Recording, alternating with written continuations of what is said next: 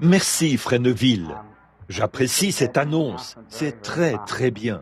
Et je suis heureux d'être ici ce matin pour recommencer à avoir des services. J'ai pris de petites vacances pendant un certain temps et ce sont probablement les plus longues que j'ai prises depuis longtemps. Alors, je suis heureux d'être de retour ce matin pour commencer peut-être une autre année au service du Seigneur. Et priez pour moi maintenant. Je dois tout de suite, après le service de ce matin, je dois aller à Owensboro, dans le Kentucky, où je commencerai les réunions cet après-midi, ou ce soir, plutôt, dans une campagne. Et là, je suppose qu'à partir de là, vous savez comment ça se passe. Alors, nous sommes heureux de remercier. Nous voulons remercier le Seigneur plutôt, j'aimerais dire, je suis reconnaissant pour les merveilleux moments qu'il m'a donnés pendant les vacances et tout. Je me suis reposé et je me sens mieux que je ne me suis senti depuis des années. Je me suis vraiment détendu. J'ai complètement arrêté de penser à tout pour ce qui est des services. Alors, je suis simplement parti et j'ai simplement arrêté de penser à cela. Je suis allé à la chasse dans le Colorado avec des frères de l'église. Ensuite, les hommes d'affaires chrétiens m'ont emmené dans l'Oregon et sur la rivière Salmon.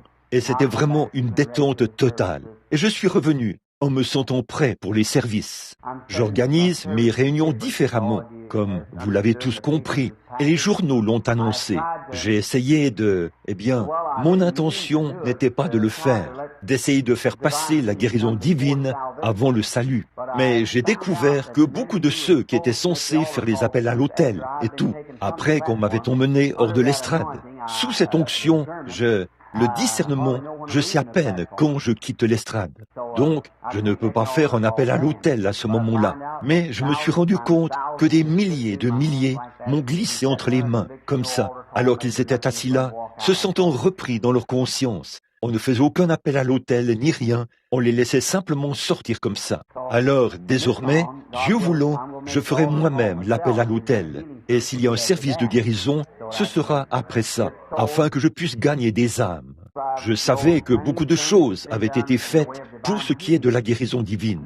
Or, la guérison divine est juste, le message est juste, le but est juste, c'est l'écriture. Et vous ne pouvez pas prêcher le plein évangile sans prêcher la guérison divine. Nous le savons tous. Et je veux vous montrer un petit article qu'on m'a remis dernièrement, tiré du journal Courrier de cette semaine. Est-ce que quelqu'un l'a lu au sujet des médecins?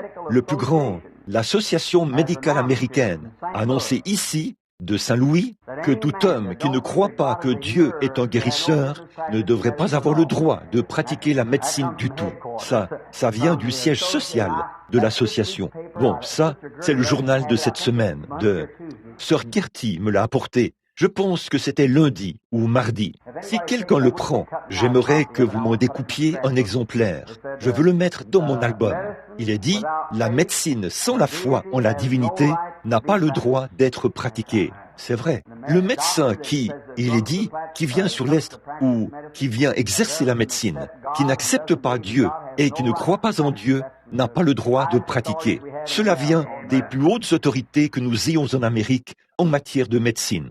Eh bien, ils vont tous apprendre, savoir la même chose que nous avons toujours su, n'est-ce pas, avec le temps. Ils vont tous apprendre. Ces grands hommes, ces hommes intelligents, ils finiront par apprendre de quoi il s'agit avec le temps. Ne croyez-vous pas cela? Bien sûr, vous savez, nous le savons depuis longtemps, n'est-ce pas? Nous le savions. Le Seigneur nous l'a dit, il y a très très longtemps, qu'il était celui qui guérit toutes nos maladies. Et ici, l'association médicale, le chef de l'association médicale a dit que c'était vrai. J'ai toujours dit ceci, un homme qui ne croit pas en Dieu, il ne pourrait certainement pas remettre mon bras en place. C'est vrai, en clopinant, j'essayerais d'aller voir quelqu'un d'autre qui pourrait le remettre en place et qui croit en Dieu. Et si je devais subir une opération, ce serait certainement un homme qui croit en Dieu. Oui monsieur, parce que la médecine ne guérit pas. Dieu est le guérisseur. Et vous devriez entendre ce petit article. Comment il est écrit, c'est merveilleux. Et j'en veux un exemplaire pour le mettre dans mon... J'ai toujours eu à cœur de vouloir écrire un commentaire sur la guérison divine. Il n'y en a pas un seul sur le marché, dans le monde, pour autant que je sache, un commentaire sur la guérison divine. Et un jour, j'aimerais aller dans les montagnes et rester là-haut assez longtemps pour écrire un commentaire là-dessus, et ensuite revenir et donner ça à quelqu'un qui a de l'instruction, qui pourrait l'améliorer, les mots et tout, et le publier, le diffuser. Ne serait-ce pas un bon sujet pour commencer? Faire l'ouverture, le préfixe du livre? Alors, Sœur Gertie, je vais vous rendre ceci, si je ne le perds pas. Si quelqu'un d'autre n'en veut pas, eh bien, merci. Je vous remercie beaucoup. C'est vrai. J'en ferai une petite reproduction par photocopie, pour être sûr que je ne le perds pas. J'ai quelque chose d'autre, et je l'ai déposé, et j'ai manqué de l'apporter. Je l'ai pris à Bombay, il y a quelques semaines. Il y a eu un grand tremblement de terre là-bas. Comme vous l'avez compris, à Bombay et là-bas en Inde. Et des milliers de gens étaient sans abri et tout. Ce qu'il y a, c'est qu'avant que ceci se produise, tous les oiseaux et les animaux sauvages ont quitté cette région complètement. Puis, après que tout a été terminé, ils sont tous revenus. Oh là là! Dieu avertit ces oiseaux et tout. Enlevez-vous du chemin. Les oiseaux accepteront l'avertissement de Dieu, mais ces enfants ne le feront pas. Voyez, ils ne veulent pas écouter. Voyez, mais tous les oiseaux sont partis vers, si bien que tous ont quitté toute la région. Pas un seul d'entre eux n'a été tué, ni rien. Ensuite, ils sont tous revenus après que les volcans et tout, les éruptions se sont arrêtées. Alors, ils sont revenus. Voyez, ils ont échappé à la grande tragédie. Donc, ça montre bien que le même Dieu qui les a appelés à entrer dans l'arche du temps de Noé, il vit encore aujourd'hui. Il est toujours le Seigneur. Bon, je crois qu'il y avait autre chose. Oh oui, seulement l'annonce de... J'apprécie vraiment notre pasteur ici, Frère Neville, comme étant un vrai serviteur du Seigneur. Dès que quelque chose, vous savez, un vrai berger veillera. Et s'il y a quoi que ce soit qui ne va pas chez les brebis, il surveille, prêt à agir, n'est-ce pas? Un vrai berger. Mais un mercenaire se sauve et laisse les choses aller, et cela tue les brebis. Et, n'est-ce pas vrai? Mais un vrai berger est sur ses gardes. Un petit tract a été distribué et envoyé cette semaine à beaucoup de membres de l'Église ici, si j'ai bien compris. C'était au sujet d'une doctrine, d'une secte qui a pris naissance en Virginie occidentale. Et il n'y a là rien. Mes amis, il n'y a là rien de nouveau. C'est vieux. Et il nie Jésus, que son nom est Jésus. Et là, le pasteur, dès qu'il a découvert cela, il est venu me voir à toute vitesse et m'en a parlé. Quelque chose doit être fait. J'ai dit, eh bien, sûrement que l'Église, qui est suffisamment affermie dans l'évangile de Jésus-Christ, sait ce qu'il en est. Voyez, il sait qu'il lui donne le nom de Yahweh, Yeshua, Yahweh. Eh bien, notre cher vieux frère Ryan, qui vient ici de temps en temps, il est aussi pris dans cette affaire-là. Et Madame Larson, qui était ici avec nous autrefois, elle est aussi mêlée à cela. Et elle amène tout un groupe à commence. Maintenant, mon ami chrétien, le mot Josué. Les gens disent qu'il y a des fautes d'impression dans la Bible, qu'on l'a mal interprété et tout. Regardez, ne faites pas attention à ce que les gens disent, qu'il y a des fautes d'impression dans la Bible. S'il y a une faute d'impression dans ceci, qu'ils disent pour une autre chose, qu'il y a une faute d'impression dans ceci, sur quoi placez-vous votre foi? Ceci est la parole de Dieu, exactement comme elle est ici. Voyez, et je la crois strictement comme... Or, la parole de... Maintenant, voici un fait. Cette dame qui est venue me voir ici, il y a quelque temps, elle ne croyait pas que son nom était Jésus. Elle a dit, son nom devrait être Jéhovah Junior. Alors j'ai dit, Madame, voyez, ce qui arrive, mes amis, c'est que les gens qui ont de telles pensées, des réceptacles pour les ismes, tout à coup, ils reçoivent un esprit d'égarement et ils dérivent et croient une erreur. Ils sont tout simplement prêts pour quelque chose comme ça. Ne faites pas ça. Non, soyez affermis. La Bible dit, soyez fermes, inébranlables. Voyez, progressant toujours en Christ. Or, la toute première personne que j'ai jamais renvoyée de ma maison, c'est cette femme. J'ai dit, ne venez pas ici, si vous ne pouvez pas venir parler de quelque chose d'autre que ça. Parce que je crois que Jésus-Christ est le Fils de Dieu. Et j'ai dit, voilà ma foi, elle est fondée sur cela. Mais là, le mot, pour que vous compreniez, quand vous le prenez, notez-le. Josué. En réalité, le mot correct, c'est Josué. voyez. Maintenant, je veux dire quelque chose ici. Olka Yuva. Je doute que quelqu'un, à l'exception de Billy Paul là-bas, sache ce que cela signifie. Olka Yuva. Est-ce que quelqu'un sait ce que signifie le mot Kitos? Est-ce que quelqu'un sait ce que signifie le mot Bayadankie? Est-ce que quelqu'un sait ce que signifie le mot Dankeschön? Une main pour Danke, deux, très bien. Que signifie le mot merci? C'est ce que j'ai dit chaque fois. Olka Yuva, Kitos, Dankeschön, Bayadankie. Voyez, tout ça c'est merci. Mais je l'ai simplement dit dans différentes langues. Joshua, c'est le nom de Jésus en hébreu, c'est tout. Si c'est en anglais, c'est Jesus, qui veut dire Joshua, Josué, Joshua. C'est exactement la même chose, voyez. Maintenant, si vous voulez dire, eh bien, vous devriez le dire en utilisant le mot hébreu. Alors, nous devrions dire tout le reste en utilisant les mots hébreux, voyez. Alors, nous devrions tous comprendre l'hébreu et laisser l'hébreu être le dialecte international. Alors, vous voyez comme c'est peu convaincant? Ça ne vaut rien, voyez. C'est Josué, Yahweh. Yahweh, c'est Dieu. Yahweh, Josué, tous ces mots hébreux qui se rapportent à Dieu. Mais si nous disions le même mot, nous dirions Jésus, Joshua, voyez, Joshua, Jésus. Maintenant, si je parlais en hébreu et qu'il ne comprenait pas l'anglais, je serais obligé de dire Joshua, Josué, pour lui faire comprendre de quoi je parle. Mais si je vous parlais à vous ce matin et que je me mettais à dire Josué, vous vous demanderiez ce que je dis. Je dirais Jésus. Voyez, c'est le même mot, la même chose. Alors, n'écoutez pas Vous savez, la Bible dit que ces choses arriveraient exactement comme elles le font avant la venue du Seigneur. Toutes ces choses qui s'élèvent. Et ici, il n'y a pas longtemps, dans un enseignement, je crois que c'était ici quelque part, j'ai montré que ces esprits viennent de la Genèse, qu'ils ont commencé dans la Genèse et qu'ils continuent à avancer. Et toutes les sectes qu'il y a dans le monde aujourd'hui ont commencé dans la Genèse, au commencement. Voyez, c'est vrai, chacune d'elles.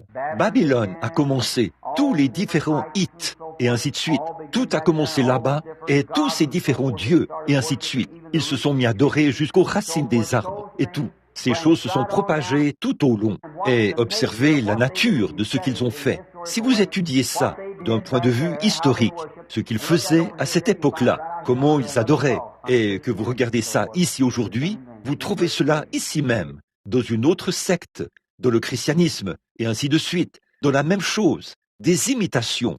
Alors, souvenez-vous bien de ceci, mon cher ami chrétien. Je ne voudrais pas me tenir ici comme un imposteur. Je préférerais être ici dans les montagnes, mais je sais ce qu'est la vérité. Par exemple, un homme, un frère, vient de me donner un livre il y a quelques instants. Et le Dieu Tout-Puissant, qui me jugera au jugement, quand j'ai pris ce livre et que je l'ai posé là, sur la parole de Dieu, l'ange du Seigneur s'est tenu juste là, à côté de moi, tout à l'heure, et il a dit, ôte ça de là. C'est vrai, ce n'est pas juste. C'est vrai, il ne voulait même pas que cela soit associé à sa parole. Là, c'est vrai, Dieu, quand nous nous rencontrerons tous au jugement, nous saurons que l'ange du Seigneur se tenait juste là, près de mon fauteuil, il y a quelques minutes, quand Frère Neville était en prière, et qu'il m'a fait ôter cette chose-là de sur sa parole. C'est tout à fait vrai, voyez. Donc, c'est simplement, ce sont des choses qui ne sont pas justes. Et cet homme me l'a donné pour que je le lise. Cet homme lui-même, un frère ici dans l'église, il a dit, regardez ça. Eh bien, je l'ai simplement pris dans ma main. Alors c'est tout ce que j'en savais. Mais le Saint-Esprit savait que ce n'était pas juste. Donc, ce n'est pas juste. Alors voici la parole de Dieu. En dehors de ceci, notre foi est fondée sur ceci. N'est-ce pas?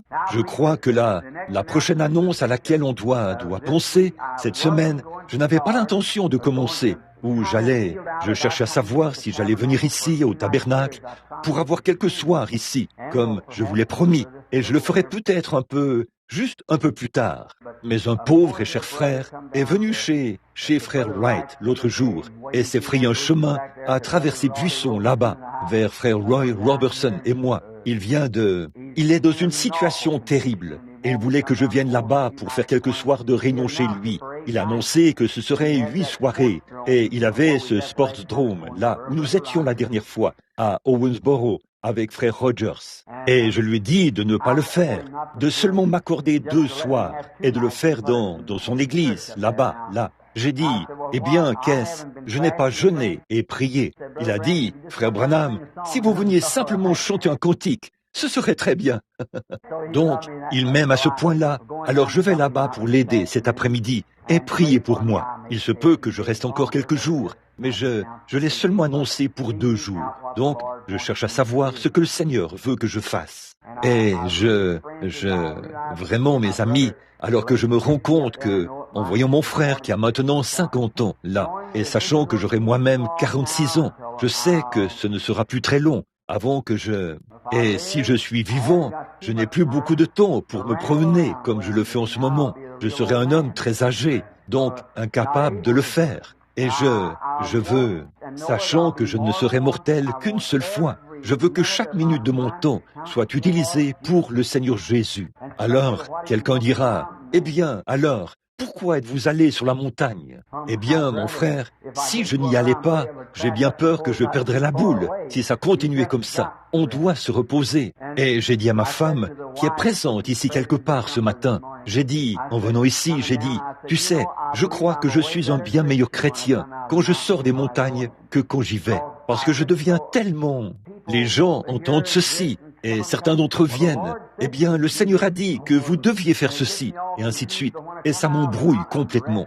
Mais quand je sors de la montagne, je suis reposé. J'aime tout le monde. Et vous savez, on retrouve simplement son état normal. Voilà ce que c'est, frère Neville. Maintenant, je vais faire de mon mieux maintenant pour terminer dans environ... Oh oui, les classes de l'école du dimanche. Bon, où vont-ils, frère Neville?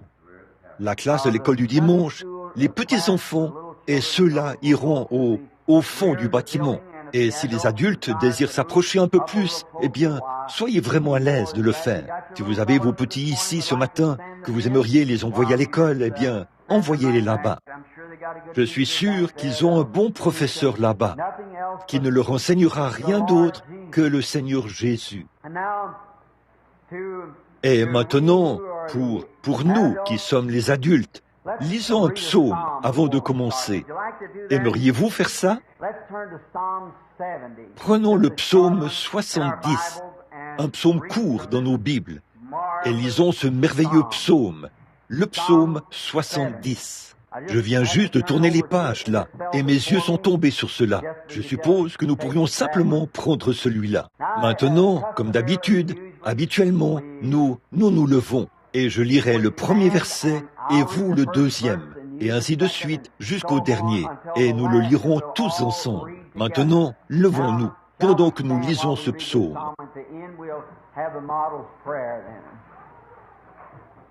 À la fin, nous aurons alors la prière modèle. Ô Dieu, hâte-toi de me délivrer. Éternel, hâte-toi de me secourir. Qu'ils soient honteux et confus, ceux qui en veulent à ma vie. Qu'ils reculent et rougissent, ceux qui désirent ma perte. Qu'ils retournent en arrière par l'effet de leur honte, ceux qui disent « Ha ha ». Que tous ceux qui te cherchent soient dans l'allégresse et se réjouissent en toi. Que ceux qui aiment ton salut disent sans cesse « Exalté soit Dieu », tous ensemble.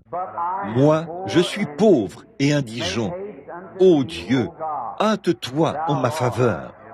Tu, Éternel, Éternel, ne tarde pas, et courbons la tête, alors que nous répétons ensemble cette prière modèle.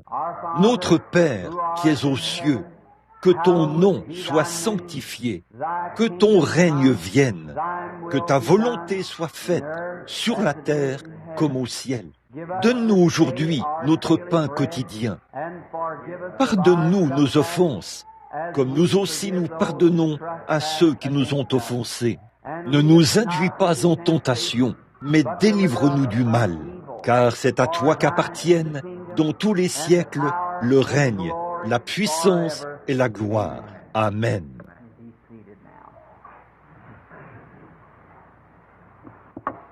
Vous pouvez maintenant vous asseoir. N'oubliez pas, en priant maintenant, que Dieu m'aide à organiser mes réunions maintenant pour qu'elles correspondent parfaitement à sa volonté, exactement. Car je peux facilement voir pourquoi les réunions n'ont pas pris d'ampleur comme elles auraient dû en prendre. Des choses dont je ne savais rien. Maintenant, je crois qu'aujourd'hui, faisons une courte étude. Combien aiment étudier la Bible sous différents angles? Vous aimez ça? C'est très bien. Commençons donc dans Jean. Bon, c'est simplement, quand je viens au tabernacle, je ne sais jamais ce que je vais dire, jusqu'à ce que je monte ici. Et maintenant, prenons Jean, le chapitre 3. Je crois que c'est ça. Maintenant, si je dois vérifier ça, pour en être sûr moi-même. Jean 3, vers 14. Oui, c'est là que je veux aller. Lorsque j'étais assis, il y a quelques instants, je pensais à la bonté du Seigneur Jésus et combien il représente beaucoup pour nous et ce qu'il représente pour nous maintenant. Et je veux que ce soit court, que ça aille droit au but, si possible. Ensuite, nous aurons un service de guérison ou la prière pour les malades. D'après ce que j'ai compris, il y en a plusieurs ce matin qui ont des besoins et certains d'entre eux les ont amenés de loin pour qu'on prie pour eux, étant donné que le Seigneur, dans sa miséricorde, a porté son regard sur nous, ici, et qu'il nous a guidés dans ces situations. Nous aimerions faire profiter tous nos concitoyens de ce que nous avons reçu de lui. Donc, maintenant, je veux prendre comme sujet, si Dieu le veut maintenant, ne sachant même pas où j'utiliserai le prochain passage de l'Écriture. Mais il m'est venu comme ceci, la rédemption par le jugement. Eh bien, il n'y a pas longtemps, nous avons donné un enseignement sur la rédemption par la miséricorde et la rédemption par l'expiation. Et tout à coup, j'ai pensé à la rédemption par le jugement. Bon, Jésus ici, il parle dans Jean 3. Nous commençons vers le verset 10. Jésus lui répondit, « Tu es le docteur en Israël, et tu ne sais pas ces choses? En vérité, je te le dis, nous disons ce que nous savons, et nous rendons témoignage de ce que nous avons vu, et vous ne recevez pas notre témoignage. Si vous ne croyez pas quand je vous ai parlé des choses terrestres, comment croirez-vous quand je vous parlerai des choses célestes? Personne n'est monté au ciel, si ce n'est celui qui est descendu du ciel, le Fils de l'homme qui est dans le ciel. » Maintenant, je voudrais poser une question à l'Église en ce moment. Comment lui, le Fils de l'homme, qui se tenait sur la terre, pouvait-il être au ciel à ce moment-là et pourtant être sur la terre à ce même moment? Qui est le Fils de l'homme qui est dans le ciel, et le voici qui se tient sur la terre? Quelqu'un m'a demandé une fois, il a dit, « Frère Branham, si vous pensez que Dieu était en Christ, réconcilions le monde avec lui-même. » Il a dit, « Si Dieu habitait en Christ, alors qui priait-il dans le jardin d'Éden ?» J'ai posé cette question à la dame. Alors, dites-moi comment il pouvait être au ciel et se tenir en même temps ici, en train de parler à Nicodème. Voyez, non seulement il fait la prière, mais il exauce la prière. Vous voyez, il est celui qui exauce sa propre prière. Voyez? Maintenant, et comme Moïse éleva le serpent dans le désert, il faut de même que le Fils de l'homme soit élevé, afin que quiconque croit en lui ne périsse point, mais qu'il ait la vie éternelle. Si ce n'est pas là la plus belle chose qui soit, comme Moïse éleva le serpent d'airain dans le désert, il faut que le Fils de l'homme soit élevé, afin que quiconque croit en lui ne périsse point, mais qu'il ait la vie éternelle. Ce qu'il en sera après notre mort ne m'a pas encore été révélé. Je ne crois pas qu'il ait été donné au Fils des hommes, jusqu'à ce jour, de savoir le genre de sort qui nous est réservé après la mort. Beaucoup de gens ont pensé que lorsque nous mourrons, nous restons esprits jusqu'au retour du corps après la résurrection. Mais ce n'est pas tout à fait vrai, parce que l'Écriture dit que si cette tente où nous habitons sur la terre est détruite, nous en avons une autre qui nous attend déjà. Voyez, il y a un certain type de corps vers lequel nous allons, pas un esprit, mais notre esprit va vers un corps. Or, comme ce sont des types, et étant un typologue, nous croyons ceci, que Dieu est rendu parfait en trois, comme Père, Fils et Saint-Esprit. La loi est la dispensation chrétienne, la dispensation du Saint-Esprit. Tous les trois se rassemblent et forment un seul être, dans une personnalité trine. Bon, ensuite, il y a trois venues du Seigneur. Le Seigneur Jésus est venu premièrement pour racheter son épouse.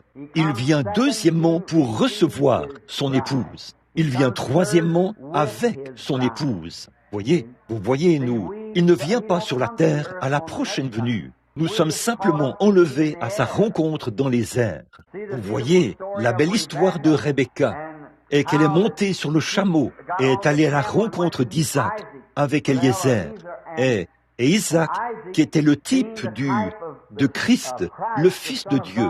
En effet, il était le fils d'Abraham, qui est devenu héritier de tous les biens d'Abraham et de tout ce qu'il possédait. Il était là-bas, dans les champs, au temps du soir. Il se promenait dans les champs quand il a vu la belle Rebecca arriver sur le chameau. Oh là là, ça me donne des frissons. La belle Rebecca, il ne l'avait jamais vue, il n'avait jamais su qui elle était, mais Eliezer la cherchait et il l'a trouvée par le témoignage du Saint-Esprit. Il a prié et a dit, « Ô Dieu, accorde-moi ta grâce aujourd'hui, afin que je puisse trouver une femme pour mon maître. » Et là, quand Rebecca est venue abreuver les chameaux, ce qui était le signe qu'elle était prête à y aller, elle est montée sur le chameau et est partie à la rencontre. Et il était dans les champs, à mi-chemin, loin de la maison de son père. Jésus a, peut-être, j'aimerais le penser comme ceci, je ne pourrais pas le dire, déjà quitté la gloire. Il descend parmi les étoiles, et ainsi de suite, descendant sur la terre. Un de ces jours, peut-être même aujourd'hui, l'Église, qu'il n'a encore jamais vue, seulement comme le Saint-Esprit en a rendu témoignage. Voyez? Et regardez bien, quand Rebecca a vu Isaac, elle s'est voilée le visage. Elle a sauté à bas du chameau et elle a couru à sa rencontre. Ça a été le coup de foudre. Je ne sais pas à quoi il va ressembler. Il se peut qu'il soit un grand homme, il se peut qu'il soit un petit homme, il se peut qu'il soit brun, blanc, noir. Je ne sais pas de quelle couleur il sera, quelle sorte de cheveux il aura, de quelle couleur seront ses yeux. Mais je l'aime. Peu m'importe son apparence, je l'aime. Oui, monsieur, et l'Église l'aimera. Et il est en route maintenant, je crois. Il a quitté les palais d'ivoire. Il descend pour recevoir son épouse. Alors nous serons enlevés dans les airs pour rencontrer le Seigneur. Pas vrai? Ensuite, nous entrerons pour les noces, comme Isaac l'a fait avec Rebecca. Puis, quand ils sont sortis de la cérémonie de mariage, il était possesseur. Et là, quand Jésus reviendra avec son épouse pour régner sur le trône de David, son père, dans le millénium, il viendra alors avec elle en tant que roi et reine. Maintenant, je pense que la même chose s'applique au corps. Il nous est donné le premier corps, qui est un corps naturel, mortel, un corps fait de péché. Et le corps suivant est un corps glorieux, une sorte de corps dans lequel le chrétien entre, le croyant, quand il meurt. Ce n'est pas exactement de la chair. Je ne dirais pas que c'est tangible, mais néanmoins, c'est réel. Puis, ce corps-là revient pour prendre possession du tabernacle d'argile, à la fin, à la résurrection. Alors, nous sommes à sa ressemblance pour toujours. Oh, c'est vraiment merveilleux. Écoutez, vous dites, frère Branham, ça, vous voyez, si c'était un esprit, vous ne pourriez pas le voir. Mais ce n'est pas un esprit. Écoutez, quand la magicienne d'Ondor a fait monter l'esprit de Samuel, ou Samuel, Saül l'a reconnu. Il se tenait là, vêtu de son manteau de prophète. Et la magicienne a eu peur et est tombée par terre. Elle a dit, « Je vois des dieux qui montent. » Non seulement était-il vêtu de son manteau de prophète, mais il était encore prophète. Il a dit, « Pourquoi m'as-tu fait venir, puisque tu es devenu un ennemi de Dieu ?» Il a dit, « Demain, tu seras avec moi. » Il a dit qu'il tomberait au combat et que son fils tomberait. Exactement ce qui arriverait. Ils se sont tenus là et l'ont reconnu. Eh bien, vous dites, frère Branham, je n'en serais pas aussi sûr. Très bien. Qu'en est-il du moment où Jésus était sur la montagne de la transfiguration? Et voici que Moïse et Élie, les deux se tenaient là, et Pierre et Jacques et Jean étaient là et les regardaient. C'est vrai, oui, nous serons quelque chose quand nous partirons d'ici. C'est vrai, nous serons quelqu'un et quelque chose. Et oh, quelle sorte de gens devrions-nous être aujourd'hui, qui savons que Dieu, par sa grâce, a pourvu d'une telle chose pour nous. Je pense à ce vieux petit tabernacle frêle de notre humiliation ici. Qu'est-ce que c'est? Seulement quelques vitamines, des calories et ainsi de suite, réunis ici. Juste un petit endroit où l'âme peut s'ancrer, c'est tout. Mais un de ces jours glorieux, il sera changé. Et ceci, ce qui se trouve à l'intérieur, s'en ira. Parce que je suppose que ceci ne pourrait pas entrer dans cela d'un seul coup. Il faut que ça y entre graduellement, en quelque sorte. Même après être mort pour entrer dans cette sorte de corps-là, nous ne savons pas ce que ce sera. Paul a dit que ce que nous serons à la fin n'a pas encore été manifesté.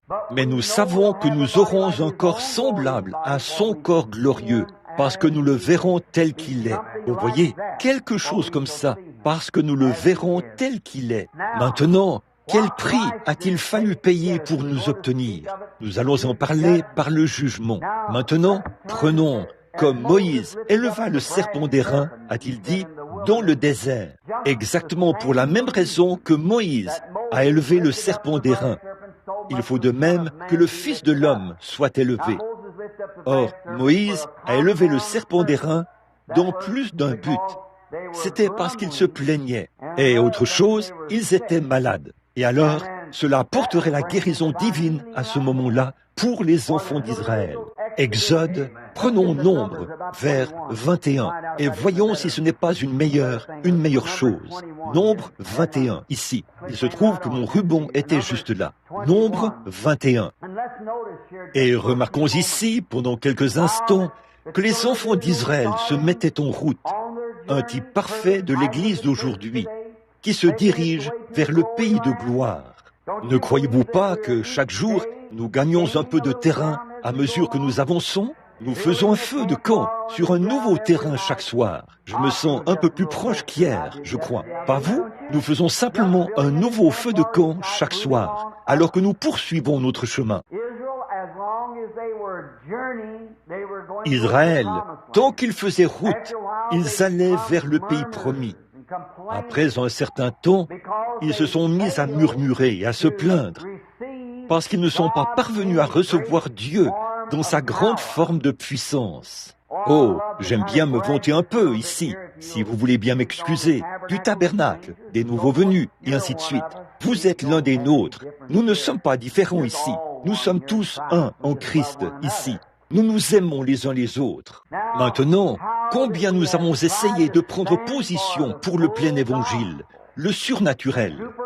Si Dieu dit qu'il fait une certaine chose, il est Dieu le Créateur. Nous l'acceptons, nous le croyons.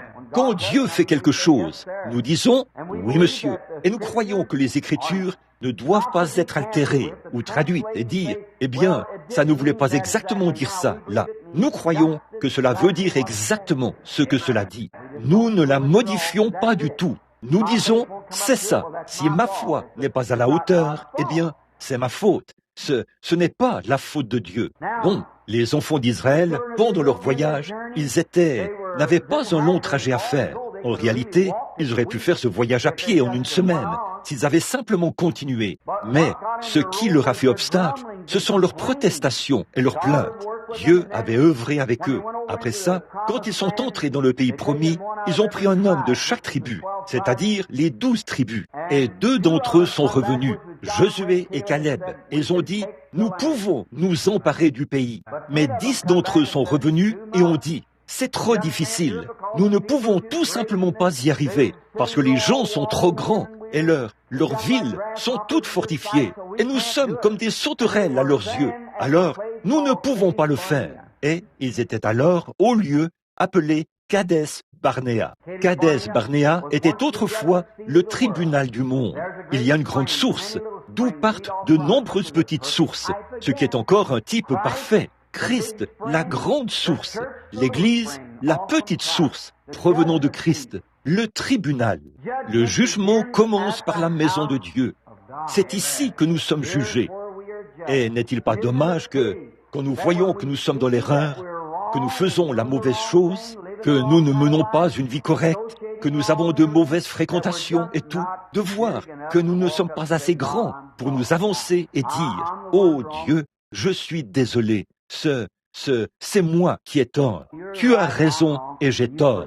Et pardonne-moi, aide-moi à faire mieux la prochaine fois. » Si seulement nous étions à ce point sincère quant à nous-mêmes. Mais nous ne le sommes pas. Nous entendons prêcher l'Évangile et nous disons « Oh, eh bien, je ne crois même pas cela comme ça. » Maintenant, si je ne me trompe pas, je crois que la dernière fois que j'étais ici, avant d'aller dans les montagnes, j'ai prêché sur le péché impardonnable. Pas vrai? Le péché impardonnable. Celui qui sait faire ce qui est bien et qui ne le fait pas commet un péché. Car si nous sommes volontairement incrédules, après avoir reçu la connaissance de la vérité, il ne reste plus de sacrifice pour le péché. Hébreux 10. Vous voyez, après que nous avons la connaissance de la vérité, de ce que nous devrions faire et que nous refusons de le faire, alors nous ne pouvons pas aller plus loin avec Dieu jusqu'à ce que nous le fassions. Vous voyez? Dieu nous présente simplement quelque chose pour nous montrer que nous devrions arrêter ce genre de vie, que nous devrions cesser de vivre pour le monde tout en faisant profession d'être chrétiens. Et là, nous continuons directement à faire la même chose. Alors, nous ne pouvons pas aller plus loin avec Dieu. C'est justement là l'endroit où cela nous a été révélé. Alors nous devons nous arrêter juste là, jusqu'à ce que nous ayons redressé la situation. Et ensuite, nous continuons avec Dieu. Vous, en effet, c'est à ce moment-là que nous sommes ramenés dans la grâce. Donc, Israël s'est rendu à Kadès Barnéa, et les voilà de retour. Josué et Caleb, ils étaient vraiment remplis d'enthousiasme. Ils avaient dû avoir une réunion de prière là-bas, avoir en quelque sorte un vrai réveil entre eux. Et à leur retour, ils ont dit, oui, nous pouvons nous en emparer. Mais les 10 autres ont dit, oh non, nous ne pouvons pas faire ça. Là, nous avons affaire à trop forte partie, un manque de foi. Voyez, écoutez, amis chrétiens, tout est basé sur la foi. Et la foi ne peut être ce qu'elle doit être que si elle se fonde sur quelque chose. Vous ne pouvez pas avoir la foi, dire, eh bien, je crois que ma conviction, c'est que ma conviction ne vaut rien si elle est contraire à la conviction de Dieu. Mais si ma conviction concorde avec la sienne, alors j'ai un fondement solide. Quoi qu'il arrive, nous y allons quand même, parce que Dieu l'a dit. Voilà, c'est le genre de foi qu'avaient Caleb et Josué. Or, Dieu a dit à Moïse, avant qu'il parte, il a dit à Abraham, avant même qu'aucun des enfants ne soit né, que lui et sa postérité que sa postérité séjournerait dans un pays étranger, mais qu'il leur donnerait la Palestine. Il l'a promis à Abraham. Ensuite, il a confirmé sa promesse en visitant Moïse et en lui disant qu'il lui avait déjà donné le pays. Va simplement t'en emparer.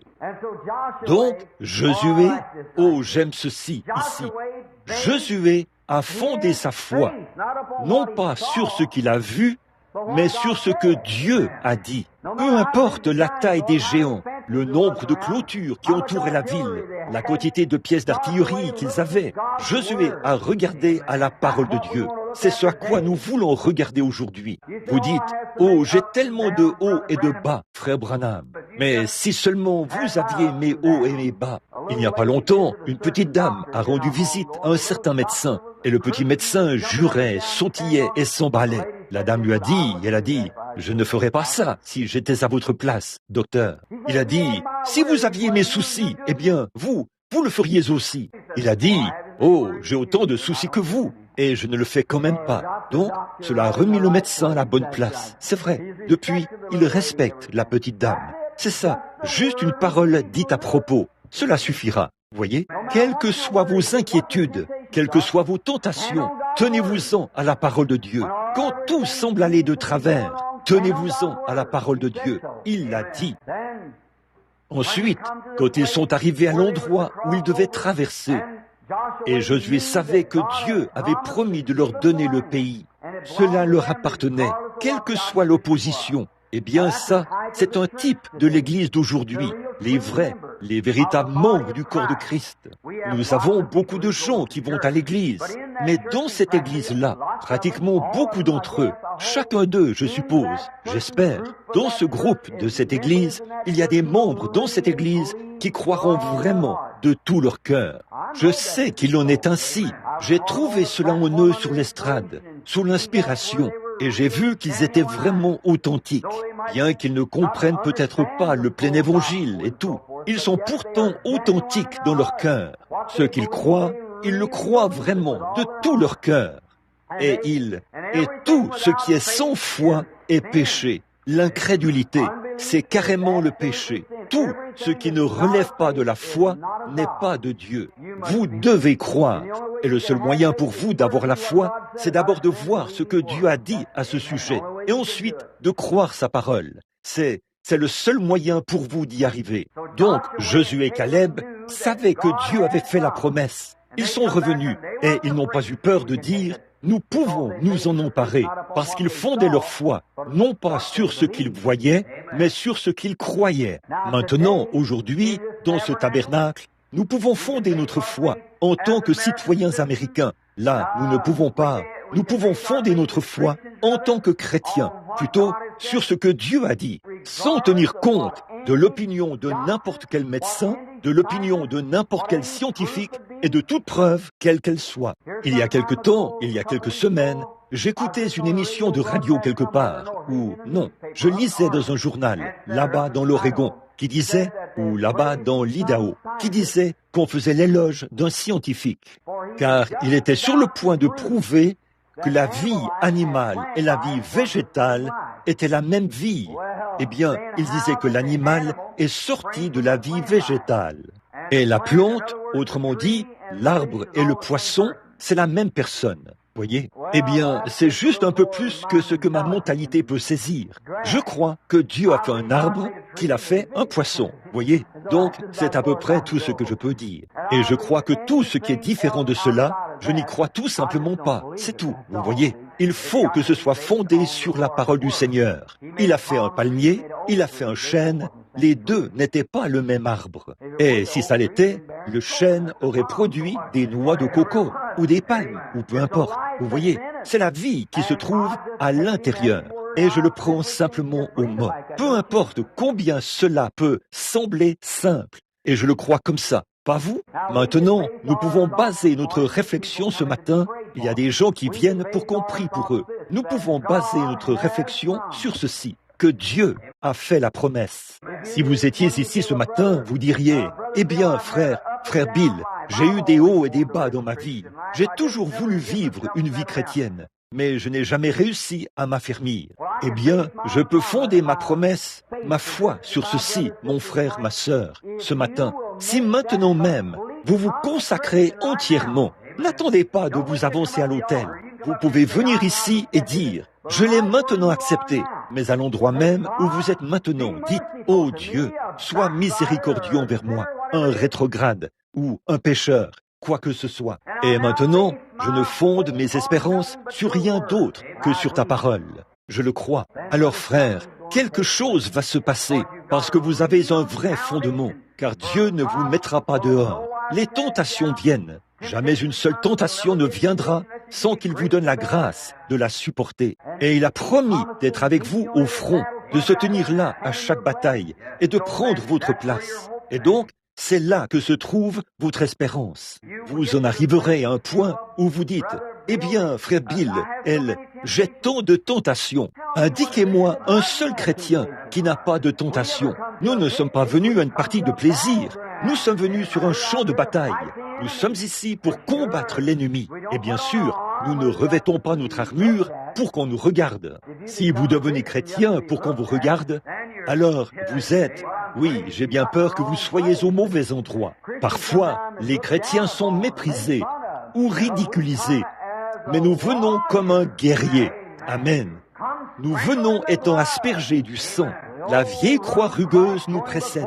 L'étoile du matin éclaire le chemin. Eh bien, nous sommes en route vers quelque part. Peu m'importe ce que le monde dit, c'est ce que Dieu dit. Le champ nous appartient. Dieu l'a dit. Nous sommes en route. Si nous recevons le coup fatal ici, sur le champ de bataille. Si cette tente où nous habitons sur la terre disparaît, nous en avons une autre qui nous attend déjà là-bas. Donc, il n'y a aucune raison d'avoir peur. Oui, monsieur, tout nous appartient, parce que par lui, Christ a racheté tout cela pour nous. Il nous a aimés, et nous ne pourrions pas venir à lui à moins que Dieu nous attire à lui. Il a dit, « Nul ne peut venir à moi si mon Père ne l'attire premièrement. Et tous ceux qui viennent, je leur donnerai la vie éternelle, et je les ressusciterai au dernier jour. » Quel souci avons-nous? Il n'y a aucune raison de s'inquiéter, aucune raison d'avoir peur. Vous dites, qui sera président? Nous aurons une dépression. Pour moi, ça n'a pas d'importance. Tout ce que je sais, c'est que Dieu a parlé et a dit qu'il allait me faire passer au travers. Alors, j'ai simplement pris sa main, pris sa parole. Alors, nous voilà partis en route vers le pays promis. Quand nous arrivons à Kadesh Barnéa, nous croyons simplement la parole de Dieu et nous continuons à avancer. C'est vrai. Et oh, ce qui est glorieux, c'est que de temps en temps, il nous donne une grosse grappe de raisin comme preuve. Vous savez qu'il y a au-delà du fleuve un pays qu'ils appellent l'éternité bénie. N'est-ce pas vrai? Alors, que nous vivions ou que nous mourions, qu'est-ce que ça change? Continuons simplement à avancer. Bon, si nous ne menons qu'une vie à moitié, souvenez-vous, ce n'est pas une bonne chose. Mettons simplement cette chose-là de côté maintenant même et disons, « Oh Dieu, ce matin même, je viens et je fonde ma foi sur ta parole. Peu m'importe si je ne pousse jamais de cri de ma vie. Peu m'importe si je ne pleure jamais de ma vie. Peu m'importe si je n'ai jamais la moindre démonstration. Je fonde ma foi sur ta parole. Et je suis en route vers le pays promis. Et parce que le monde m'a dit, ou que quelqu'un m'a dit, que si je ne ressentais pas un drôle de sentiment quand j'étais sauvé, ou quelque chose comme ça, or, je ne dis rien de mal contre ça, c'est très bien, mais ce n'est pas ça. Amen. Ma foi n'est fondée sur rien d'autre que sur le sang et sur sa justice. Quand tout ce qui environne mon âme s'effondre, il est toute mon espérance et mon soutien. Je veux être un chrétien ce matin parce que j'ai accepté le moyen pourvu par Dieu. Sa parole l'a dit. J'ai reçu cela tel quel et c'était réglé. C'est vrai. Le diable vient et dit, « Eh bien, moi aussi, j'ai ressenti un drôle de sentiment une fois. Est-ce que cela fait de moi quelqu'un qui est sauvé? Je ne sais pas, mais frère, vous devez vous conformer à cette parole ici. Jésus a dit, « Celui qui écoute mes paroles et qui croit celui qui m'a envoyé a la vie éternelle. » Oh là là, j'entends ça et j'aurais voulu être là quand je l'ai entendu dire ça, pas vous? Celui qui écoute mes paroles et qui croit à celui qui m'a envoyé a la vie éternelle et ne vient point au jugement, mais il est passé de la mort à la vie. Oh, si cela n'écarte pas tous les méthodistes, les baptistes, les presbytériens, les pentecôtistes et tout, je ne sais pas ce qui le fera. Cela écarte toutes ces choses et on fait un celui, pas vrai? C'est vrai, celui qui écoute mes paroles, qu'il soit ce qu'il veut, c'est vrai, qui croit à celui qui m'a envoyé a la vie éternelle. Oh là là, alors que le navire soit ballotté et que les vieilles poutres grincent, il fera naufrage un de ces jours, de toute façon, mais il ne fera pas naufrage tant qu'il n'atteindra pas l'autre rivage. C'est tout ce qu'il y a de plus vrai. Il va y arriver, aussi sûr que 2 et 2 font 4, parce que Dieu l'a promis. Oh là là, quand j'y pense, ça ôte toute la peur, ça ôte toutes les querelles, ça ôte toute la méchanceté. Ça fait en sorte que cet homme qui vous maltraitait a de nouveau l'air de votre frère. Alors, prenons-le par la main. C'est vrai. Oh là là. Il ou elle a mal agi. Eh bien, qu'est-ce que ça change? Moi aussi, j'ai mal agi. Je vais passer mon bras autour de ses épaules et dire, « Allons, frère, avançons un peu plus haut maintenant. Resserrons la vieille. » J'aime cette pièce centrale, ici, dont Paul parle ici, vous savez, la cuirasse. Vous rendez-vous compte que la cuirasse est la partie principale? Il n'est pas dit grand-chose à ce sujet dans la Bible, mais c'est un élément réel. La cuirasse, c'est ce qui maintient ensemble le cuissard et le harnais, pas vrai? Donc, j'ai mis le casque et toutes ces différentes pièces, le pectoral. Mais n'oubliez pas la cuirasse qui attache toutes ces pièces et qui les resserre. Oh là là! Ensuite, resserrez les attaches. Soyez attachés fermement et remettez-vous en marche. Vous savez, et commencez à avancer. Josué est revenu. Il a dit, bien sûr, nous pouvons nous en emparer. Dieu l'a dit. Kadesh Barnéa, c'est là qu'ils se sont retrouvés au jugement. c'est là que Dieu les a jugés. Or, quel a été le jugement de Dieu? Parce qu'ils n'ont pas cru qu'Hadès Barnéa était le tribunal d'Israël, car ils n'ont pas cru la parole, vous voyez, non pas ce qu'était la preuve. Bon, voilà qu'ils étaient dans le désert. J'aimerais avoir le temps d'en lire beaucoup, mais nous ne l'avons pas. Mais le désert et le voyage, et là, il disait, ce n'est pas un lieu où il y a des grenadiers, ce n'est pas un lieu où l'on puisse avoir des vignes ou des figuiers. Tu nous as fait sortir d'Égypte. Nous avions une assez bonne maison là-bas, et voilà que tu nous as amenés ici pour que nous mourions dans ce désert, sans eau, sans nourriture, sans rien. Et tu nous as amenés ici, toutes ces preuves qui leur étaient défavorables.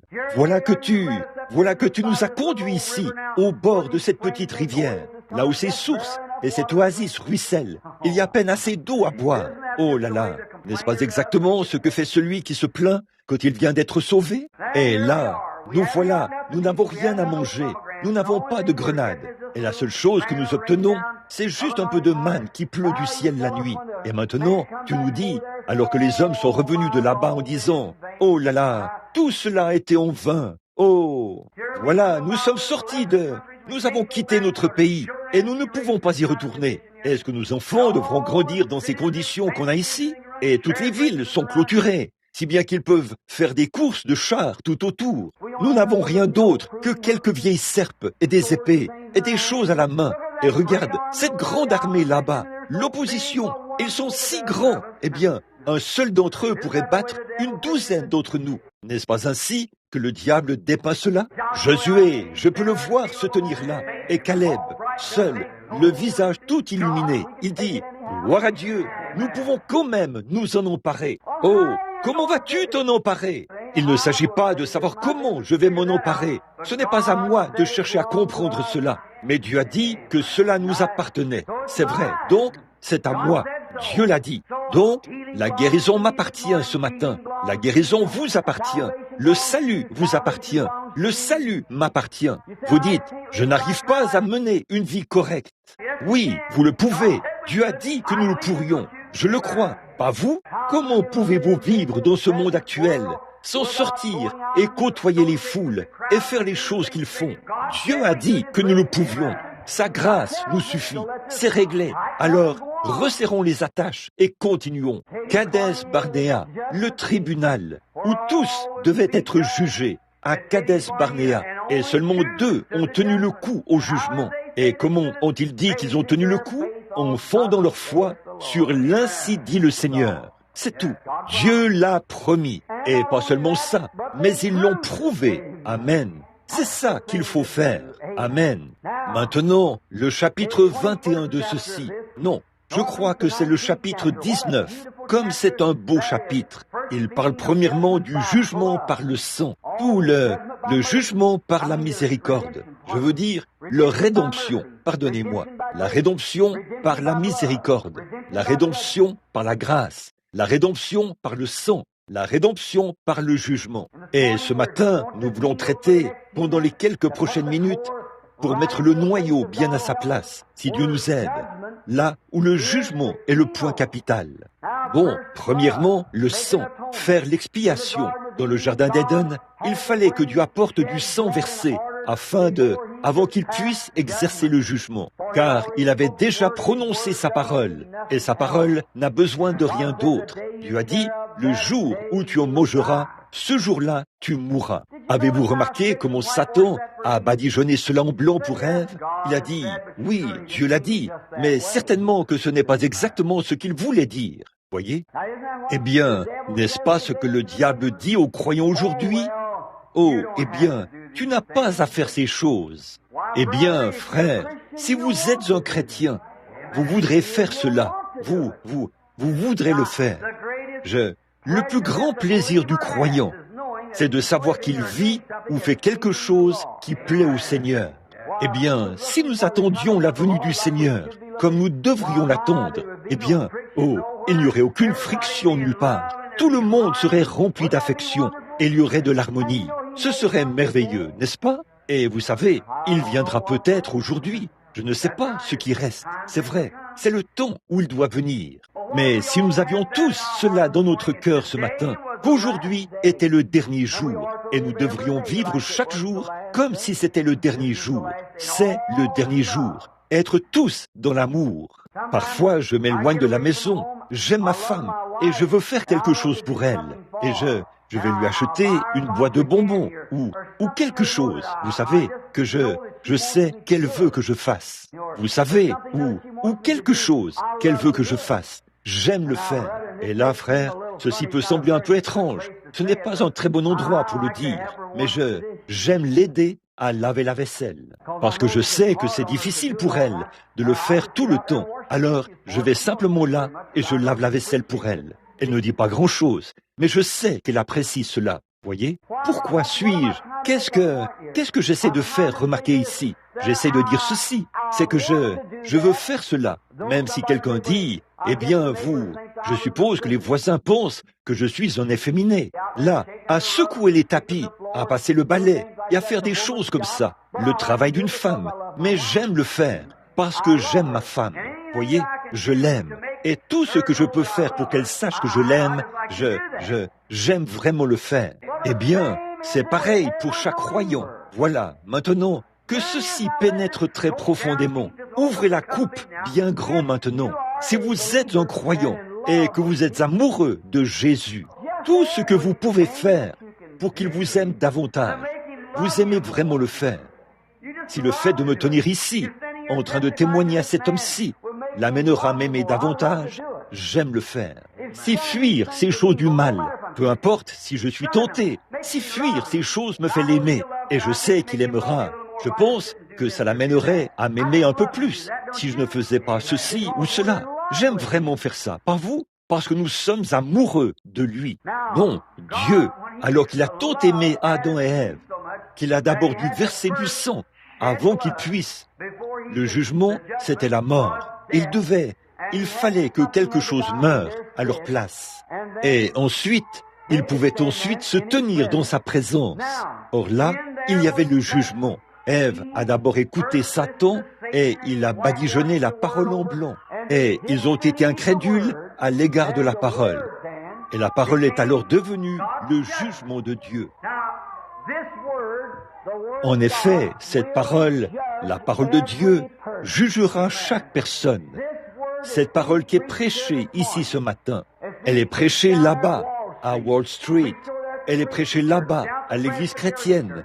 Là-bas, à l'église presbytérienne.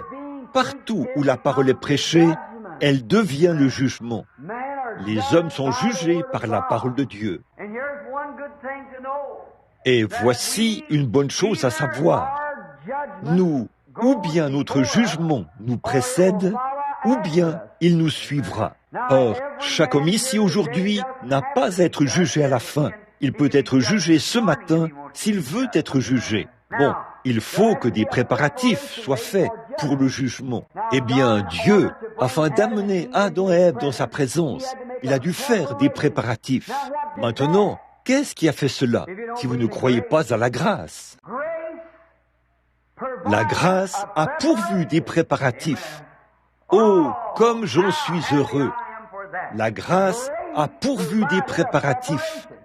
La grâce, c'est l'amour.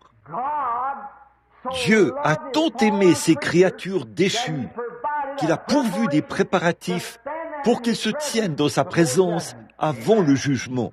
Dieu est allé tuer des brebis ou des animaux. Il a mis sur eux des peaux pour les couvrir. Et le sang a d'abord été pourvu avant le jugement. Le jugement s'est fait par le sang, bien sûr. Ensuite, il a versé le sang de l'innocent pour couvrir la culpabilité des coupables. Maintenant, au chapitre 19, je crois que c'est ici, du livre de l'Exode, Dieu, l'Éternel fait. L'Éternel parla à Moïse et Aaron et dit, « Voici ce qui est ordonné par la loi que l'Éternel t'a prescrite. Parle aux enfants d'Israël et qu'ils m'amènent une vache rousse, sans tache, sans défaut corporel, et qui n'ait point porté le joug. Vous la remettrez au sacrificateur Éléazar, il la fera sortir du camp, et on l'égorgera devant lui. Le sacrificateur Éléazar prendra du sang de la vache avec le doigt, et il en fera 7 fois l'aspersion sur le devant de la tente d'assignation. Oh, si vous remarquez, une vache rousse, remarquez, c'est la femelle, un type de l'Église. Rouge, la couleur, ne pouvait pas être tachée là. Il fallait que ce soit une couleur unie. Et le rouge donne toujours, signifie la rédemption. Vous dites, le rouge signifie toujours un danger. C'est le cas pour nous devant un feu rouge. Mais c'est aussi toujours la rédemption. Ne le grillez pas. Donc, le rouge a toujours été le signe tout au long de la Bible.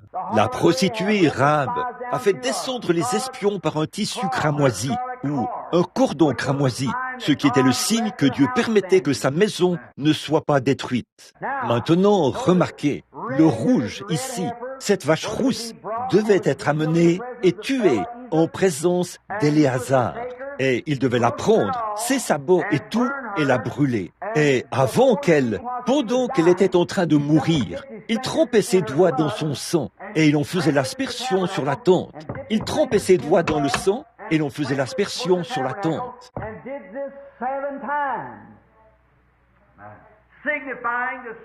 Et il faisait cela 7 fois, ce qui signifie les 7 dispensations, ou les 7 âges de l'Église, que l'Église serait aspergée du sang, que le jugement était placé sur la vache. L'aspersion du sang était faite 7 fois. Le sacrifice sanglant qui faisait l'expiation, c'était là, à la place du jugement, 7 fois. Ensuite, la vache était mise au feu et réduite en cendres. Alors, chaque fois qu'Israël, cela servait à faire ce qu'ils appellent les eaux de séparation. Là, on brûlait du cramoisi, de l'hysope, on réunissait cela et on les brûlait, ce qui signifiait les dispensations de la grâce. La justification, la sanctification, le baptême du Saint-Esprit, par le bois de cèdre, l'hysope et le cramoisi. Et on les brûlait tous ensemble. Et c'est ce qui servait à faire, alors que vous continuez à lire, si vous aimeriez le lire, car en raison du temps, je ne prendrai pas le temps de le lire. Mais le chapitre 19, cela servait à faire les eaux de séparation, de sorte que si un homme avait mal agi, ou quoi que ce soit, les cendres de cette vache étaient placées sur lui, et il était séparé de sa culpabilité. S'il était impur, alors ceci était une eau de séparation, un commémoratif de génération en génération, afin de savoir que cette vache-là, une vache choisie, une vache particulière, et que le sang se tenait là, entre lui et l'Église, et que les cendres de celle-ci faisaient une séparation entre lui et sa culpabilité. Oh là là! Quand vous voyez ces choses, et que vous placez cela sur Jésus-Christ, et lorsque nous nous rendons coupables de quelque chose, nous regardons à la séparation. Celui qui s'est tenu là, au jugement, son sang a été pris de son corps et a été aspergé sur la surface de la terre, entre elle et le saint tabernacle de Dieu, afin que chaque croyant qui entre dans sa présence, qui franchit le voile de la chair, qui met de côté les choses du monde, sache que le sang fait l'expiation, les eaux de séparation. Et Dieu, par sa miséricorde, nous a lavés et séparés par le lavage de la parole par l'eau. Et il a séparé son Église des choses du monde pour qu'elle mène une vie séparée et consacrée pour vivre pour lui, en marchant sans condamnation dans ce monde actuel. Il n'y a donc maintenant aucune condamnation pour ceux qui sont en Jésus-Christ, qui marchent non selon la chair, mais qui ont été séparés par l'eau, par la parole, qui les a oints du Saint-Esprit. Et les cendres de séparation ont été répandues sur l'individu. Et il marche dans ce monde actuel sans aucune condamnation par le Saint-Esprit. Quel beau!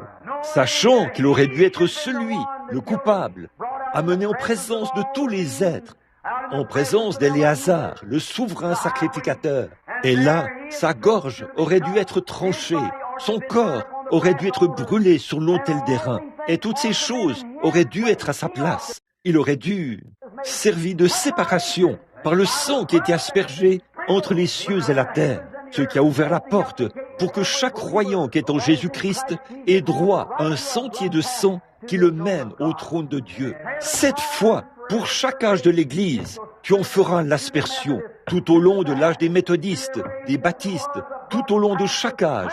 Le sentier de sang a été aspergé par la séparation. Bon, il dit, là, quand nous arrivons à cet endroit-là, le jugement doit venir. Donc, Dieu qui parle maintenant. J'aimerais que nous puissions, je saute par-ci, par-là ce matin, mais prenons maintenant Exode. Je veux dire Nombre, le chapitre 21. Et maintenant, nous parlons du serpent d'airain. Nous revenons maintenant à notre sujet. Pour terminer dans quelques minutes, parce que nous devons nous dépêcher. Remarquez le jugement. Maintenant, au chapitre 20, je crois que c'est d'abord au chapitre 20, vers le verset 7. Écoutez ceci. L'Éternel parla à Moïse et dit, « Prends la verge. » Oh, il va falloir que je prenne encore une minute pour en lire un autre bout, ici. C'est tellement beau. Commençons ici, au verset 2 du chapitre 20. Il n'y avait point d'eau pour l'assemblée, et l'on se souleva contre Moïse et Aaron. Le peuple chercha querelle à Moïse, ou bien s'est disputé avec lui. Ils dirent, « Que n'avons-nous expiré quand nos frères devant l'Éternel ?» Quand nous avons fait venir, sortir l'assemblée de l'Éternel dans ce désert, et que nous y mourions, et nous, notre bétail. Par conséquent, nous avez-vous fait monter hors d'Égypte pour amener sur nous et nous amener dans ce méchant lieu. Regardez, ce n'est pas un lieu où l'on puisse semer. Eh bien, les gens ne vous fréquentent pas beaucoup quand vous devenez un vrai croyant. Pas vrai? C'est un drôle d'endroit où se trouver. Très bien, pas de figuier, pas beaucoup de communion fraternelle. Personne ne veut rien avoir à faire avec vous. Ils disent, il a perdu la tête, il est devenu fou. Voyons, nous passions vraiment de meilleurs moments là-bas, dans le monde. C'est vrai, figuier, pas un lieu où il y a une vigne, ni grenadier, ni d'eau à boire. Oh, quel moment! Remarquez, d'eau signifie quand il se réjouissait. Vous voyez, il n'y a pas beaucoup de réjouissance, dites-vous, ici. Et la seule chose que nous faisons, nous n'allons plus au spectacle le dimanche et nous ne regardons pas les matchs de baseball. Et nous faisions toutes ces choses que nous faisions autrefois. C'est un endroit horrible ici. Maintenant, regardez bien, ils cherchaient querelle. Je ferais mieux de m'arrêter là, n'est-ce pas? Très bien. Ah, mes amis, nous arrivons au jugement, là. Remarquez, l'Éternel. C'est exactement comme ça que ça se passe. Voyez-vous, parfois ces épreuves viennent juste pour nous éprouver. Chaque fils qui vient à Dieu doit être châtié par Dieu. Et si nous ne pouvons pas supporter le châtiment, alors nous sommes des enfants illégitimes. Nous ne sommes pas les enfants de Dieu. Frère, il y a quelque chose à propos du christianisme qui fait que, quand un homme naît de nouveau, cela met quelque chose en lui qui le soutient. Là, il y a quelque chose à l'intérieur qui lui fait quelque chose. Certainement, je ne suis pas venu du côté du Seigneur ici, ou ici, juste pour passer du bon temps. Je suis venu ici parce que je l'aime. Et je dois l'aider à porter le fardeau. Jésus doit-il porter sa croix tout seul? Et le reste du monde vivre dans l'insouciance? Il y a une croix pour chacun. Il y a une croix pour moi. Pas vrai? Alors qu'est-ce que le chrétien devrait chanter? Le verset suivant. Je porterai cette croix consacrée jusqu'à ce que la mort me libère. C'est vrai. Puis je rentrerai à la maison pour porter une couronne, car il y a une couronne pour moi. Pas seulement une couronne d'or à placer sur votre tête, mais quelque chose de bien supérieur. Paul en a eu un aperçu une fois. Il a dit, l'œil n'a point vu, l'oreille n'a point entendu, et ne sont point montées au cœur de l'homme. Ces choses que Dieu a préparées pour ceux qui l'aiment. Pas une couronne d'or. Ça ne compte pas pour moi. Ces choses-là ne m'intéressent pas de toute façon.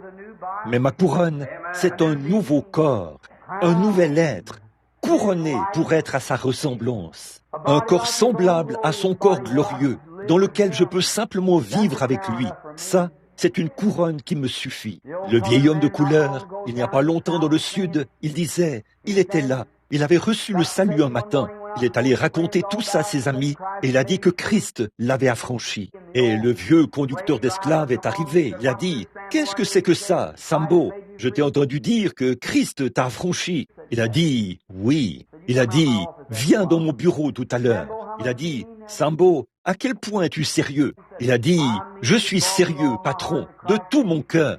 Christ m'a affranchi du péché et de la honte. » Il a dit, « Eh bien, si Christ t'a affranchi pour ça, a-t-il dit, j'irai là-bas demain matin signer les documents et tu seras libéré de l'esclavage pour prêcher l'évangile. » Il est allé prêcher l'évangile. Après bien des années, après avoir gagné beaucoup de ses frères blancs à Christ, le vieil esclave se mourait et beaucoup de ses frères blancs sont venus de nombreux endroits pour le voir.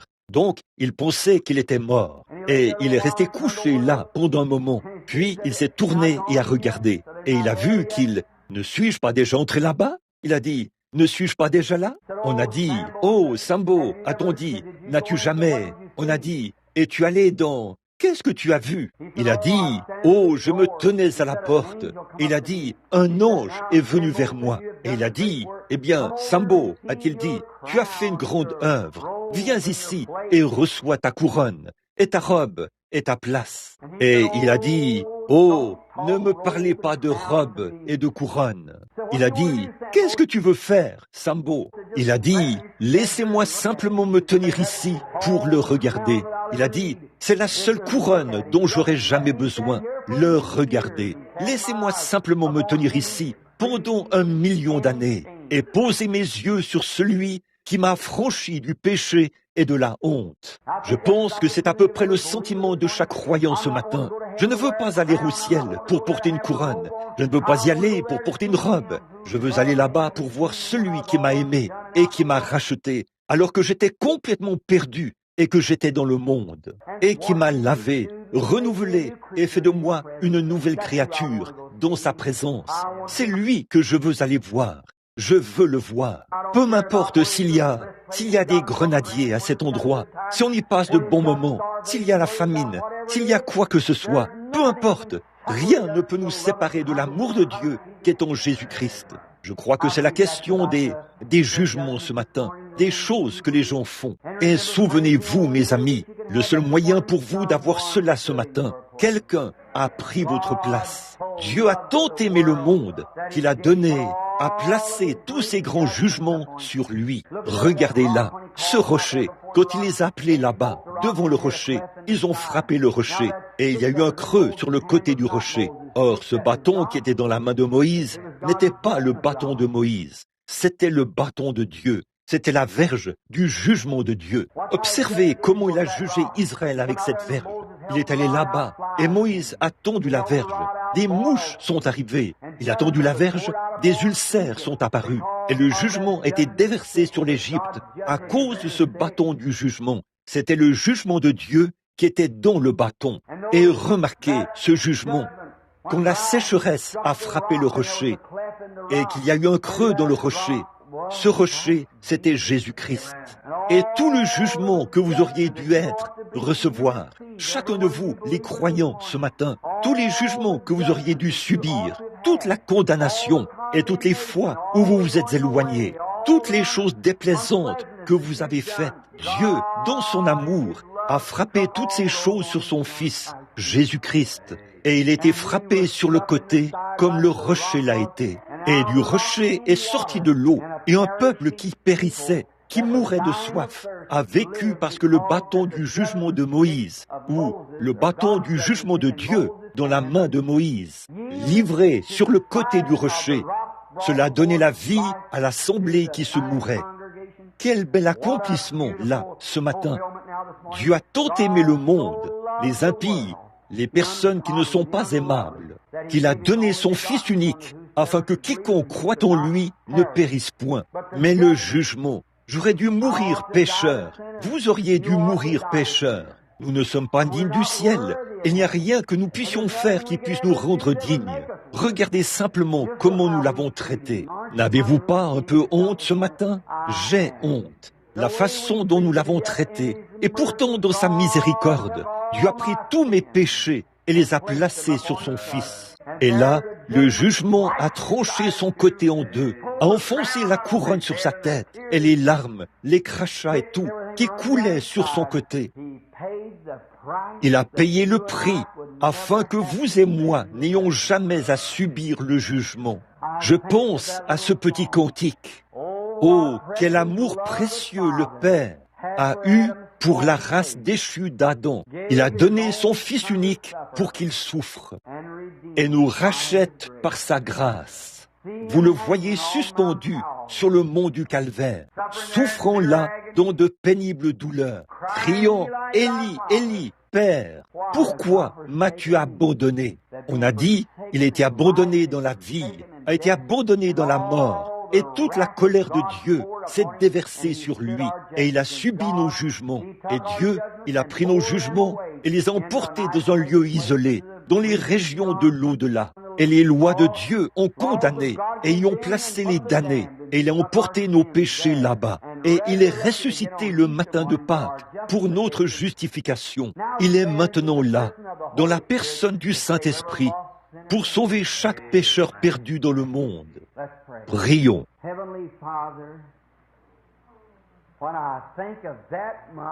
Père céleste, quand j'y pense, mon cœur se renverse en moi. Ô Dieu, que ma pensée se détourne aussi de tout ce qui est impie, afin que je puisse te servir. Accorde ce même privilège à chaque personne ici, afin que ceux qui sont ici ce matin et qui n'ont pas encore senti qu'ils étaient tout à fait chrétiens, ils ont en quelque sorte pris ces choses à la légère. Et, ils avaient une idée qu'il y avait quelque chose là-dedans, mais ils ne t'ont pas encore abandonné leur vie.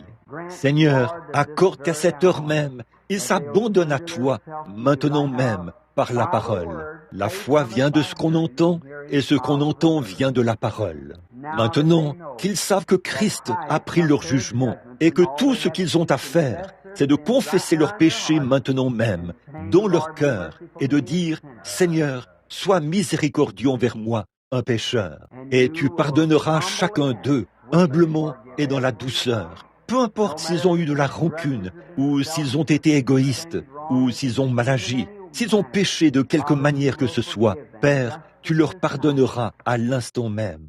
Et à partir d'aujourd'hui, puissent-ils concentrer leurs espérances et leur foi sur ce que tu as dit, afin que nous, comme Josué et Caleb, puissions posséder le pays un jour, l'immortalité. Accorde-le par ton Fils. Pendant que nous avons la tête inclinée, ceci n'est qu'une petite affaire secrète entre vous, moi et Dieu. Je me demande, pendant que toutes les têtes sont inclinées et que tous les yeux sont fermés, si quelqu'un lèverait simplement la main pour dire « Billy, souviens-toi de moi. Que Dieu vous bénisse, frère. Que Dieu vous bénisse, sœur. Et vous, frère, que Dieu vous bénisse. Ô Dieu, abaisse tes regards là, Père. Regarde les mains de ces pauvres enfants. Ils t'aiment. Ce ne sont que les enfants d'Adam, comme nous tous. Et ils se rendent compte que la vie n'a été qu'un peu de haut et de bas. Et Seigneur, mais ils veulent accepter Jésus maintenant même. Ils veulent le faire du plus profond de leur cœur. Ils ne s'appuient plus sur quoi que ce soit d'autre que sur ta parole. Car tu as dit, celui qui écoutera ma parole et qui croira à celui qui m'a envoyé aura la vie éternelle. Sauve-les à l'instant et ôte toute leur culpabilité de ces très nombreuses mains qui se sont levées et qu'à partir d'aujourd'hui, ils se consacrent de nouveau, maintenant même, fraîchement à toi. Tu connais toutes choses. Tu connais les secrets du cœur. Et je prie que chaque personne qui est ici maintenant renouvelle ses vœux avec toi. Et Père, en tant que ton humble serviteur, indigne des bénédictions que tu me permets de partager avec les gens, je suis tellement désolé d'avoir dans ma vie commis tant d'erreurs. Et ce matin, je te demande, Père, alors que je repars sur le champ de travail, j'ai mis de côté tout ce que je pensais être contraire à ta volonté. Et je prie, ô Dieu, alors que je pars seul avec toi, que tu m'aides, me guides, et je me consacrerai, Seigneur, à toi et à ton service, afin que tu sois glorifié par la vie de ton serviteur. Seigneur, le temps qu'il me reste, puisse-t-il être pour ta gloire. Ô Père, pardonne-moi toutes mes fautes, tous mes péchés et mes erreurs. Et je prie aussi pour les péchés et les erreurs de ces gens ce matin. Puissions-nous nous souvenir de ce jour où nous avons renouvelé nos vœux dans la maison de Dieu aujourd'hui.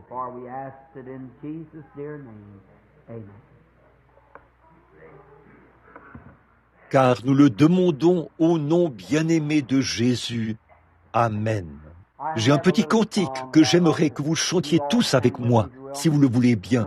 Beaucoup d'entre vous s'en souviennent. J'irai jusqu'au bout. Avez-vous déjà entendu chanter ça? Très bien. Chantons-le ensemble, même sans musique, si nous le pouvons maintenant. I'm going through.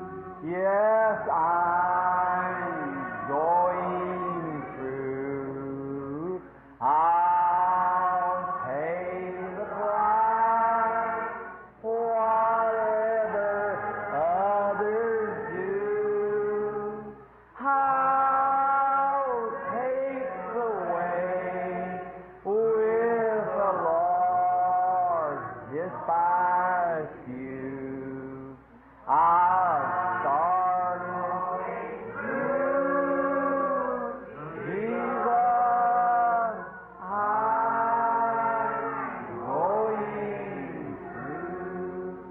Combien d'entre vous disent vraiment, Seigneur, voici ma main, je suis sérieux, par ta grâce, j'irai jusqu'au bout. Que Dieu vous bénisse, que Dieu vous bénisse. Et je sais que ça vient vraiment de votre cœur. Et maintenant, laissons de côté chaque petite chose. Et à partir d'aujourd'hui, non pas dire, Seigneur, je veux que tu donnes quelque chose de spécial.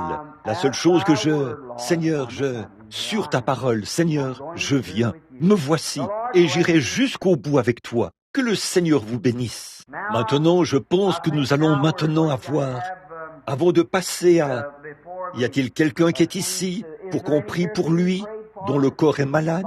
Levez votre main s'il y a des gens pour qui on doit prier. C'est très bien. Juste avant que nous le fassions, avant que je l'oublie, là je crois, alors qu'il... Avez-vous un rapport de l'école du dimanche? Donnez-vous un rapport de l'école du dimanche? Très bien. La prochaine chose, alors, ce serait... Je crois que c'est l'offrande de l'école du dimanche. J'avais oublié ça. Est-ce que les anciens s'avanceraient? Teddy, viens au piano, si tu le veux bien. And let the elders come forward for the Sunday school offering at this time.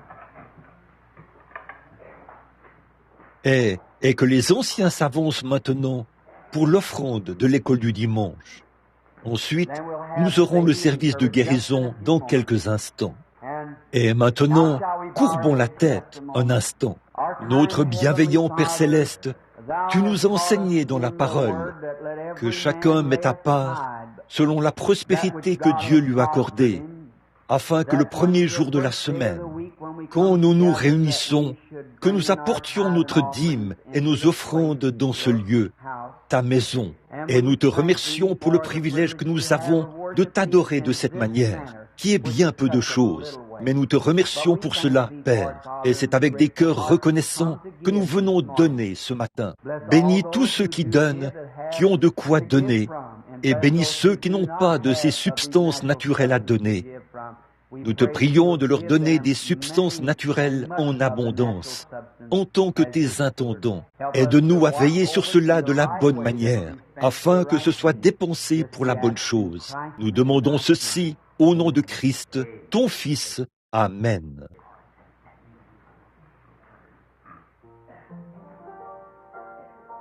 Très bien.